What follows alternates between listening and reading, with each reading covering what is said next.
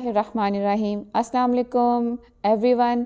Logical connection में हम आपको खुशामदीद कहते हैं। यहाँ पे आप सीखेंगे biostatistics, statistics, research and epidemiology से रिलेटेड बहुत कुछ, और इसके अलावा भी हम आपको बहुत कुछ सिखाएंगे, मल्टीपल कोर्सेज।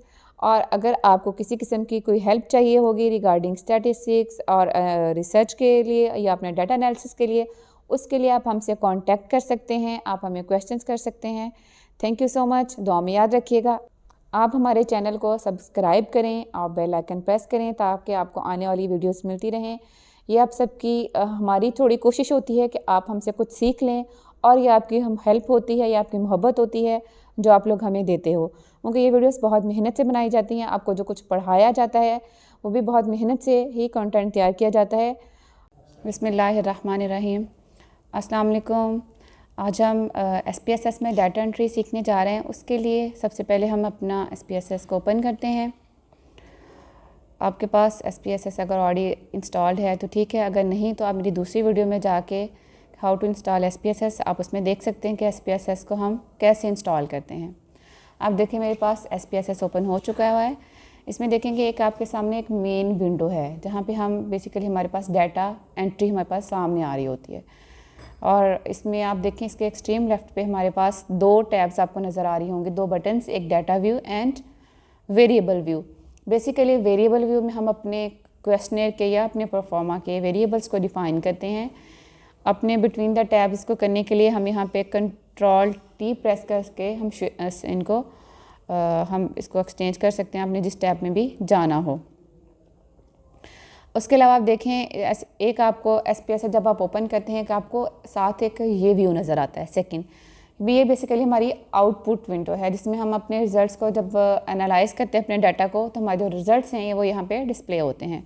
इसको अभी हम मिनिमाइज़ कर देते हैं। अभी हमें डाटा एंट्री सीखनी है, इसलिए हम डाटा एंट्री वाले ही विंडो में चलते हैं।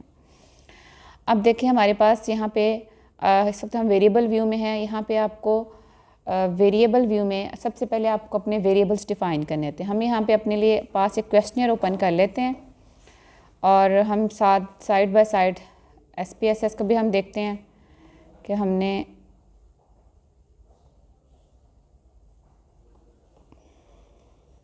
ये क्यों वो नहीं आ रहा।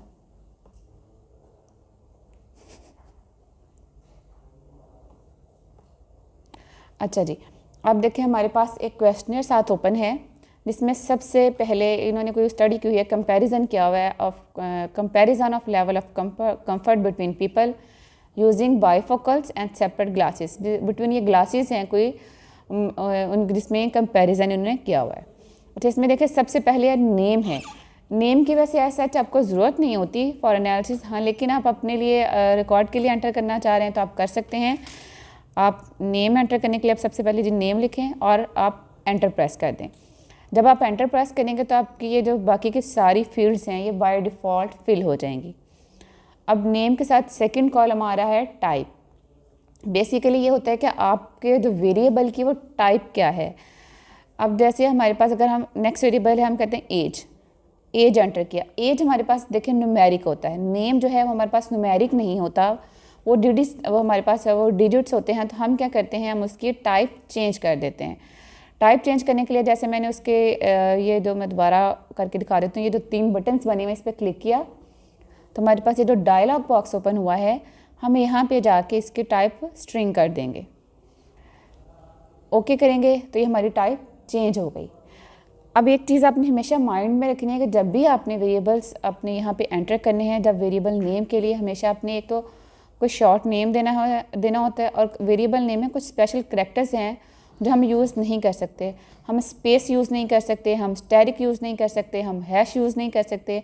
हाँ, आप डॉट यूज़ कर सकते हैं, आप अंडरस्कोर यूज़ कर सकते हैं, वो आप करके भी देख लें। सपोज़ मैं कहती हूँ यहाँ पे कॉन्टैक्ट नंबर ही हम ऐड करते हैं, कॉन्टैक्ट स्पेस दी मैंने और नंबर। अब देखें उसने कहा कि variable name contains an illegal character, वो आपका नेम एंटर नहीं हुआ। क्यों? मैंने स्पेस दे दी थी। अगर स्पेस की बजाय मैं यहाँ पे कॉन्टैक्ट अंडरस्कोर नंबर, अब देखें वो एंटर हो गया। ठीक है, इसी तरह अब हम चलते हैं। अब ये देखें उसके बाद हमारे पास एज थी, अब हम जेंडर एंटर कर लेते हैं। अब ये देखें जेंडर के लिए भी आप देखें, आप टाइप के साथ आप भी ये जो थर्ड कॉलम है वो है विड्थ। बेसिकली ये होता है कि आपने जो एंटर करना है अपना डाटा वो कितने अप टू डिजिट्स तक या अप टू कैरेक्टर्स तक आपको जाना है। बेसिकली ये कैरेक्टर्स के लिए होता है कि अब ये देखें जैसे नेम है, अब यहाँ पे हम डाटा व्यू में जाके अगर हम नेम एंटर करना चाहें, हम मोहम्मद अली, अब देखें मोहम्मद से आगे वो नहीं जा रहा क्योंकि अप टू हमारे पास 8 कैरेक्टर्स तक थी।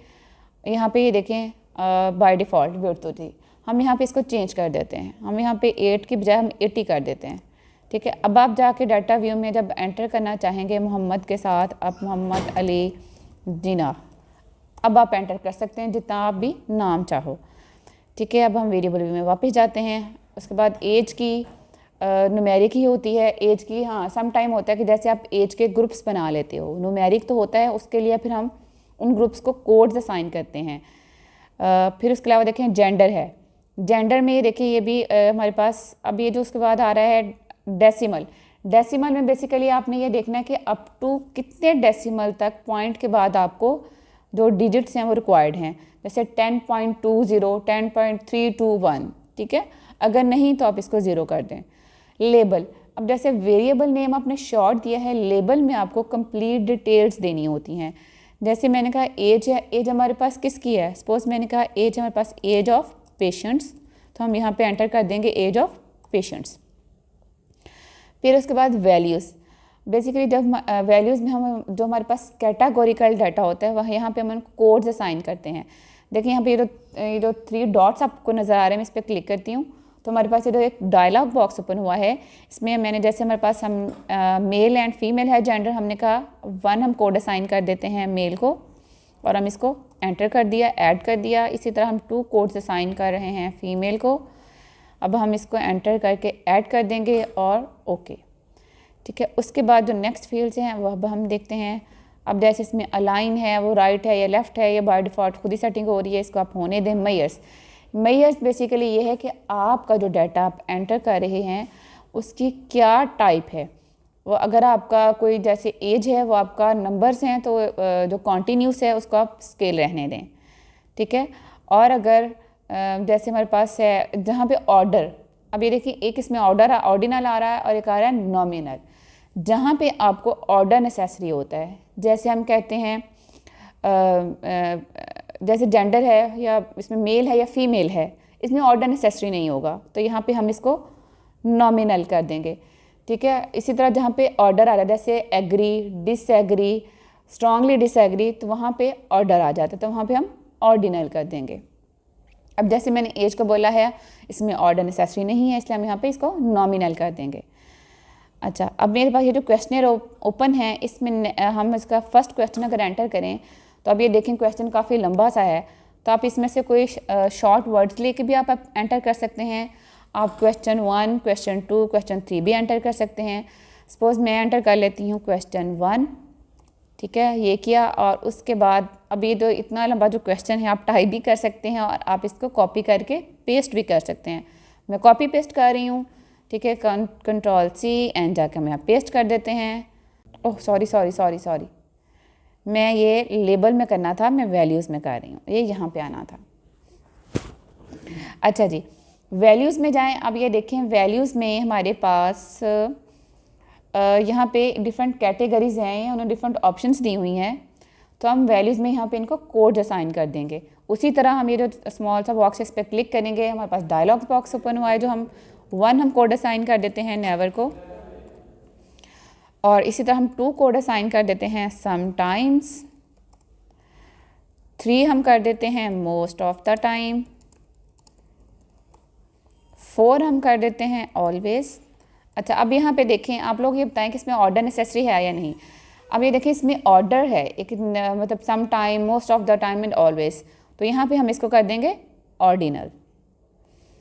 अच्छा जी, ऑर्डिनल अब हम करने के लिए जाके हम यहाँ पे इसकी मेयर में जाके टाइप चेंज करके हम ऑर्डिनल कर देंगे। इसी तरह हम क्वेश्चन 2 एंटर कर देते हैं, यहाँ पे हम क्वेश्चन 2 एंटर कर लें और यहाँ से हम इसको कॉपी कर लिया और यहाँ पे हम जाके लेबल में पेस्ट कर देंगे।